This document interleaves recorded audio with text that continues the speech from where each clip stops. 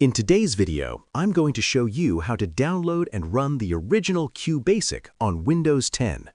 First, download DOSBox from the official website and install it on your computer. DOSBox is an emulator that lets you run old DOS programs like QBasic.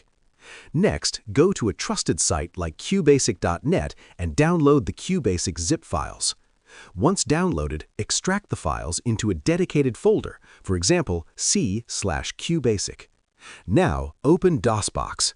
To access your QBasic folder, type Mount C/QBasic and press Enter.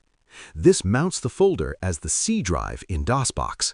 Then type C: and press Enter to switch to that drive. Finally, start QBasic by typing qbasic.exe and pressing Enter. You should now see the QBasic interface ready to write and run your programs. And that's how you set up QBasic on Windows 10. Share this video and subscribe for more helpful tutorials.